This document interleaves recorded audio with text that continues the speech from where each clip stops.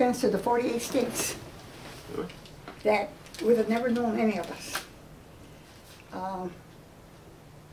When I went to Elgin, Illinois, I remember, you know, they weren't quite sure what to think about us, right? Yeah. But I joined the Cadet Nurse Corps to become a nurse because I had no monetary resource to go to nursing school. I'd been here, of course, I'd gone to the University of Washington and paid tuition and the whole thing. But because we got evacuated, there was no money. I read in the paper in camp, just before, when I was a senior, I said, oh, there was the Secretary of Health was Francis Farmer. And because the Army nurses were being depleted and the war was going on and on, they needed replacement for the nurses. So she formed the Cadet Nurse Corps. And you see that book there?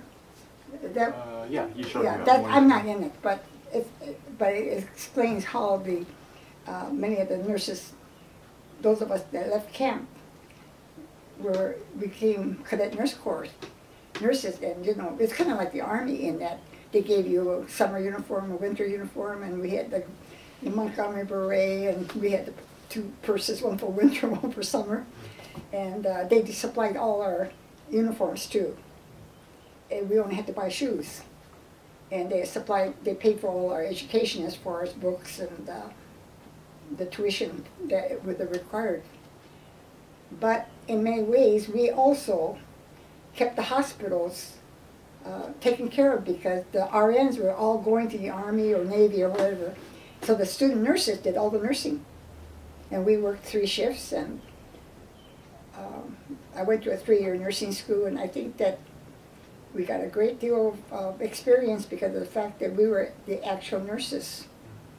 And when you enter nursing school, you're on probation for 3 months.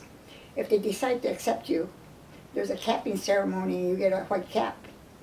And every year you get a pin that tells you 1 year, 2 years, 3 years, see? And nursing is kind of like the military in many ways. It's based on that because that's the way it all started in England. The Nurse Corps was formed, the same ideas, but America kind of patterned it from the English way of having nurses become part of the military and etc. You know. But when we got back, and I earned 150. My dad was making 100. Marie was making 65, and Grace, I think, no, Marie was making 85, and Grace was making 65, working for the government as a clerical capacity. But my mother had a vegetable garden, so we wouldn't have to buy vegetables. We canned our own fruit, put up our own jam, and we did all our own laundry. My father always had his suits dry cleaned. That was something we'd never give up. But we've come a long ways because of the devotion of the members of the church. We have that brand new, beautiful church, the Blaine Memorial. We have the biggest church, and all of us, you know, pledged that we would give so much towards the church. See, we all helped build that church. All of us paid 4 or 5 years to help pay to make that possible. But I think we can be very proud of the fact that we never accepted charity. Never. I always tell Marie that. I'd starve before I'd take anybody's food. Well, today somebody swiped my food, that makes me so angry. But I'm very compassionate for that reason. I feel sorry for anybody that is having a hard time eating. I give money to anybody that's on the street that says, can you spare a little bit? I haven't eaten for a couple of days or something, you know? And I tell Marie, it might be, you know, a sham or something, but I'd rather take a chance and give it to them than think that I could have done something and didn't do it. There's a guy up there at Jefferson, he has a sign, I'm a disabled vet, can you please help? I give him money every time I see him. And I say to him, my husband was a 100% DAV too. I said, I hope you're doing better. He always says to me, bless you, ma'am. I said, thank you, I need it. But I've seen a lot of the world in my short life. I've seen good people and bad people, but even now, I think most Americans are decent. And they weren't responsible for the evacuation. They didn't know about it. It was just strictly administrative decision. And for political reasons, too. So I've had many people ask me, how do you feel? I said, well, I'll be honest. I don't trust anybody. Because I realize that when it comes to the bottom line, it's me. I said I've always tried to be a good citizen. I have voted every election since I turned 21. That's a privilege I have, and I executed every election, local and so forth. It's one vote, but I always make my vote known. It's always the wrong one, but I do vote. Right now, I'm supporting Romney for president, and I think he'd be a very good president. I feel that the young people are not realistic in thinking that you cannot be owned by another country, like China's just about owning us because we owe them so much money.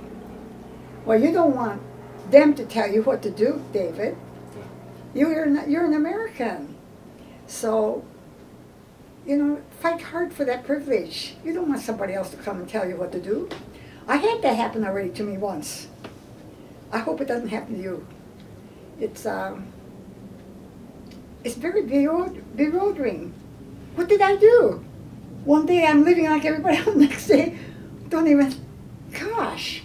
I remember I had white tennis shoes, you know, one pair of shoes. And it gets dirty, so I have to wash it. And I go to school sometimes with my shoes wet. But I'm too proud to wear it dirty, so I, wash it, and sometimes it doesn't dry because I don't have a dryer or anything. But I still think that. And now, right now, of course, as you know, I got about 100 pairs of shoes because I'm so vain and spend a lot of money on clothes. But I'm proud of the Niseis for the fact that they've come so far, and even though with the disruption, they use their GI Bills to get their education, they have their businesses, and I think, well, in my work, when I was working as an RN, I didn't see prejudice towards me as a person. I felt respected, and I got promoted every time I had a job. But the doctors would ask me, I really admire you for not letting what happened to you. This doctor from Oklahoma couldn't believe it. He says, is it true what they did? I said, what are you asking me about? He said, the evacuation. I said, absolutely, I'm living proof of it. But that one thing that I think that they should put it more into the curriculum. And, I don't think even Michael and Bobby know too much about it. Because we don't talk about it, see? And primarily, David, is so that you won't do it to anybody else. Be such a good person that you won't allow it to happen to other people. And I think that's the bottom line. And the fact that we've been successful should mean a lot to you because the world is wide open for you. You can go right to the top. You could be president. I would like to see an Oriental become a president. At least be a mayor or something. Of course, we had Governor Locke, And unless we are politically involved, nothing's going to change. Because they have the power to do things to you that arbitrarily they can do it to you because they don't ask you. The only power you have is your vote, of course. So make your vote count.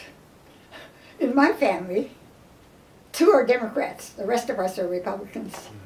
Jack was the most intelligent, the best educated, that worked so hard for redress. He said, Ham, I'm surprised you're a Republican. I said, well, don't you remember who threw us in camp? He said, well, he's dead. I said, not in my mind he isn't. But Roy said, well, I'm a Republican. And Harry said, I am too. And Bill said, that's me.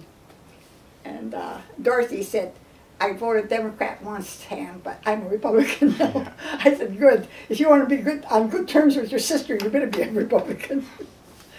But anyway, what else would you like to know? I guess the last thing is just if there's any kind of message you would want, just like my generation and just future generations, just to know about, like all your life experiences and what you'd want us to take with us.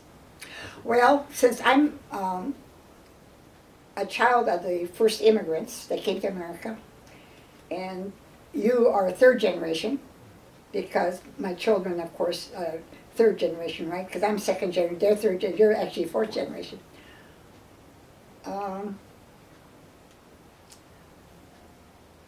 I think many people restrict themselves. They don't dream of what's possible. I was listening to a TV show the other day and said, you know, so many people, if you don't like a job, David, don't stay in it. Be honest enough to say, well, I picked the wrong field. You may be hungry for a couple years. Always do what you like doing. Especially a man, because you're going to have to support a family. You're not going to be able to have your kids and stay home, you know. I have had people say to me, you know, I hated nursing. I just hated nursing. I said, well, why didn't you get out of it? It's horrible work if you hate it. It's really hard work. You see so much of life at its most desperate times. You get to know people very well. You know, that's a very common denominator, illness. Because when you're dying, it doesn't matter what color you are. You're afraid. Nobody wants to die. I've held the hand of many people of different colors. They said, please, nurse, you won't leave me, will you? I said, no, I'm not going to leave you. You're getting ready to go to your Maker. Be happy. God is waiting for you to come. You're going to a better world. Do you really think so? I'm so afraid. I said, no. Just tell Jesus that you believe in him. He's the way to God. You don't have to live in this world anymore. You're going to go to a better world. I'm waiting to go see my mother and dad because I firmly believe that's what I'll do.